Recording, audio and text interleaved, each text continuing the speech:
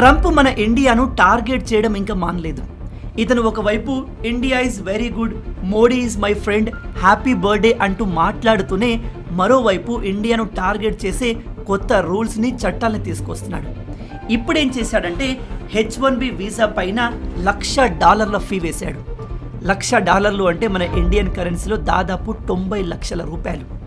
First of all H1B visa అంటే అమెరికాలో ఉన్న పెద్ద పెద్ద కంపెనీస్, ప్రపంచవ్యాప్తంగా ఉన్న టాలెంటెడ్ ప్రొఫెషనల్స్ని హైర్ చేసి వాళ్ళను అమెరికాకు రప్పించుకుంటాయి.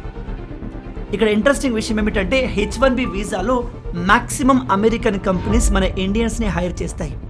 అందుకే ఇప్పుడు ట్రంప్ తీసుకొచ్చిన $1,00,000 ఫీ కారణంగా ఈ కంపెనీస్ బయట దేశం వాళ్ళను హైర్ చేయవు.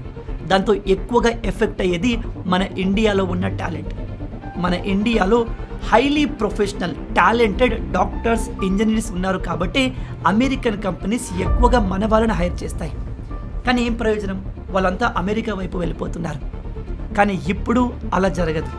అందుకే చాలామంది అంటున్నారు ఇప్పుడు మన ఇండియాలో ఉన్న టాలెంట్ అమెరికాకు వెళ్ళదు కాబట్టి వీళ్ళంతా ఇండియాలోనే ఉంటూ ఇండియాను బాగా డెవలప్ చేస్తారు, ఇండియా వేగంగా అభివృద్ధి చెందుతుంది అని చెప్తున్నారు. ఇది కొంతవరకు నిజమే. కానీ మీరు రియాలిటీలోకి వెళ్తే అలా జరగాలి అంటే మన ఇండియన్ ఇన్ఫ్రాస్ట్రక్చర్ ప్రాపర్గా ఉండాలి. మీరు కరెక్ట్గా గమనించండి, మన ఇండియాలో లా అండ్ ఆర్డర్ కూడా ప్రాపర్గా ఉండదు, ప్రజలకు ప్రాపర్ సివిక్ సెన్స్ ఉండదు. అండ్ మన ప్రభుత్వం కూడా ఇక్కడ ఉన్న టాలెంట్కి సరైన అవకాశాలు దొరికేలాగా ఒక ఎన్విరాన్మెంట్ క్రియేట్ చేయలేదు. ఉదాహరణకు చెప్తున్నాను, చైనాని మీరు గమనించారా? చైనాలో మనకంటే టాలెంటెడ్ ఇంజనీర్స్, డాక్టర్స్ ఉన్నారు.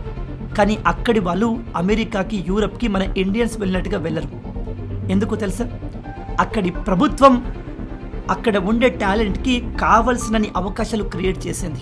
అక్కడి ప్రభుత్వం అక్కడ ఉన్న టాలెంటెడ్ పీపుల్ బయట దేశానికి వెళ్లకుండా ఉండేందుకు అక్కడే ఒక పర్ఫెక్ట్ ఎన్విరాన్మెంట్ క్రియేట్ చేసింది. అలాంటి ఎన్విరాన్మెంట్ మన ఇండియాలో ఇంకా క్రియేట్ కాలేదు. ఈవెన్ బీజేపీ ప్రభుత్వం కూడా అలా చేయలేకపోతుంది. ప్రజెంట్ ఉన్న బీజేపీ గవర్నమెంట్ ప్రీవియస్ గవర్నమెంట్తో కంపేర్ చేస్తే చాలా బెటర్, అందులో డౌట్ లేదు. కానీ ఇండియా చైనా లాగా మారేంతగా వీళ్ళు కష్టపడట్లేదు. వీళ్ళు కష్టపడదాం అనుకున్న అపోజిషన్ పార్టీలు దాన్ని జరగనివ్వట్లేదు. అందుకే ఇలాంటివి చూసి అప్పుడప్పుడు అనిపిస్తుంది, మన ఇండియా లాంటి దేశాన్ని డెవలప్ చేయాలి అంటే డెమోక్రసీ కాదు, డిక్టేటర్షిప్ కావాలి. చైనా అందుకే డెవలప్ అయింది. దీనిపై మీ ఆలోచనలు ఏంటి? మీ ఒపీనియన్ని కింద కామెంట్లో చెప్పండి.